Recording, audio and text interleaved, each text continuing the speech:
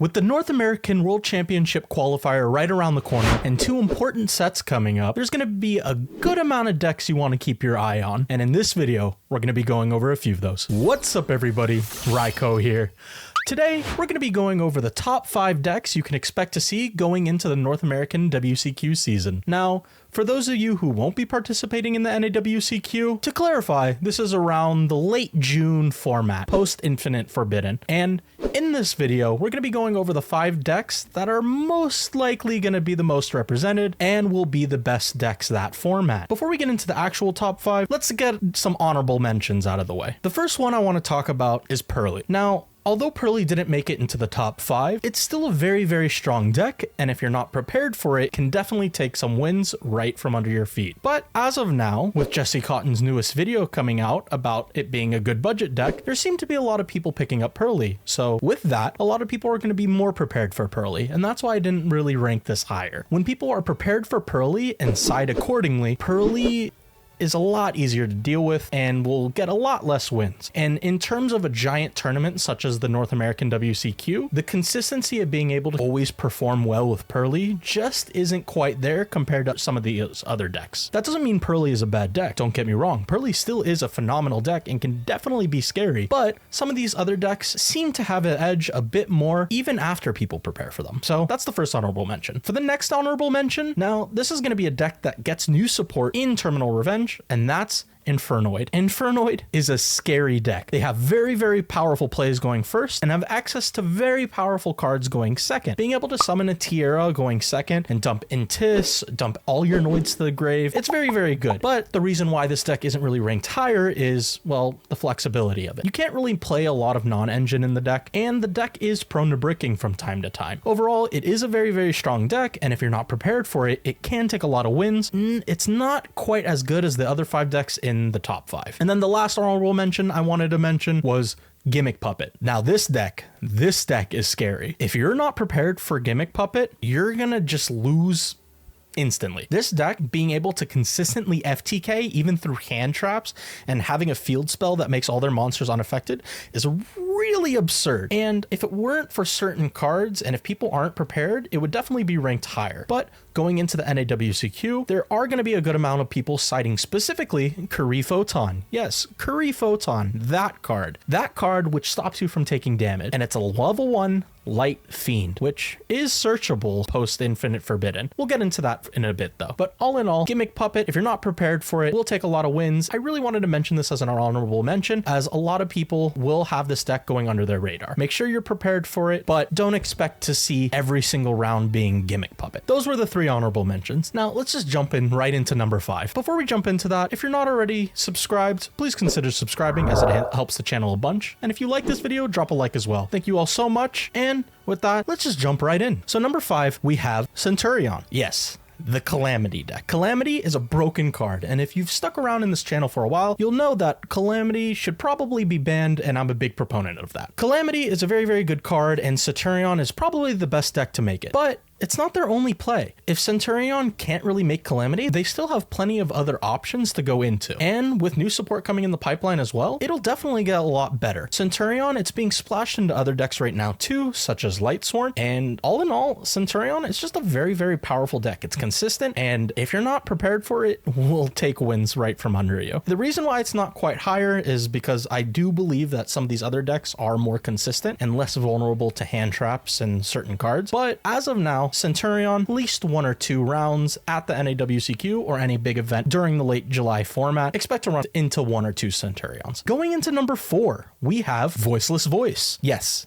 of course, many of you probably knew that this was going to be in the top 5, but it's not in the top 3. Voiceless Voice is a very, very powerful deck, and it's very consistent at what it does. And if it gets into a grind game, you're probably losing that game. But with Voiceless Voice being out for a while now, and people know how to play around it, it's not as insanely powerful as the other 3 decks that I'm going to mention soon. Voiceless Voice is still really good, and you can expect to face at least a couple of them. But all in all, it's not going to be the most represented deck. And compared to some other decks, it's just not that scary.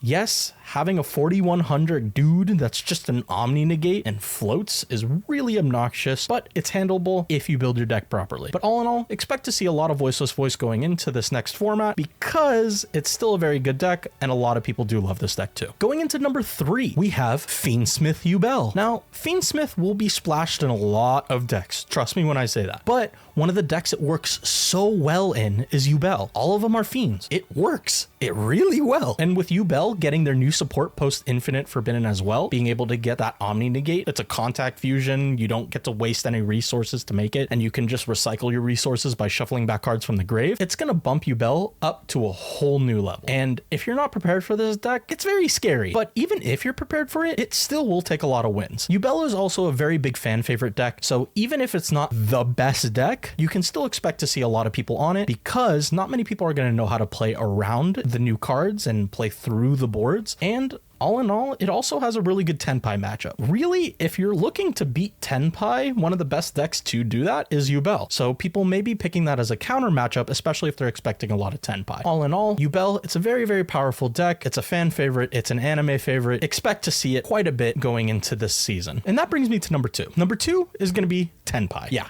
Tenpai will be number 2. It's going to be very, very strong once they get their new support. It already is a very powerful deck. Being able to play so much non-engine and really OTK through board states that you shouldn't really be able to kill through. Also being able to side deck Shifter and OTK through Prosperity as well. The deck's ridiculous. Yes, they're also getting a new Poplar in Infinite Forbidden, which is pretty scary to think about given how consistent this deck already OTKs. All in all, it's a very, very powerful deck. It's not quite in the first place because when people are playing against Tenpai and people know there's going to be a lot of Tenpai, they know how to counter it and people will make you start. And although some Tenpai decks will side deck cards such as Heat Wave to help with going first, you still have to draw those cards, and even then it still might not be enough. Tenpai is still a very, very strong deck, and it's going to get much better going into next format after they get their new support. So if you're going to the WCQ, expect to see that deck quite a bit. At least 2 to 3 games, maybe even 4 games to be against Tenpai, because people really love this deck. And it seems like all of the Dragon Link players kind of flocked to this deck after Dragon Link was murdered. So it already has a big base. It's only going to get better. And once Trident Dragon starts to drop a bit, it's going to be more of a budget deck as well. So all in all, be prepared for Tenpai. It's definitely going to be number 2.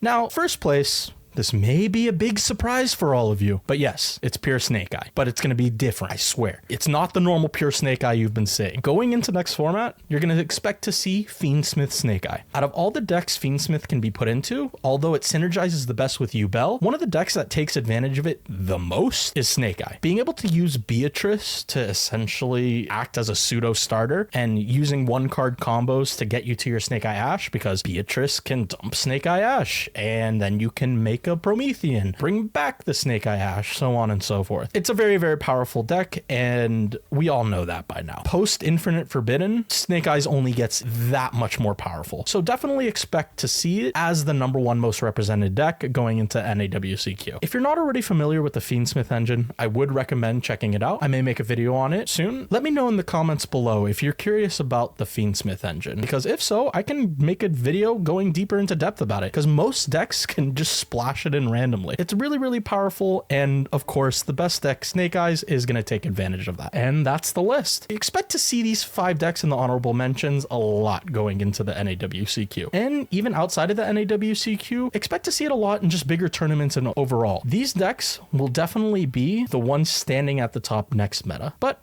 I'm wondering, did I miss any decks? Did I miss anything? Let me know in the comments below. I'm curious to know what you all think. But if you stuck around this far, thank you so much for watching. And until next time, peace.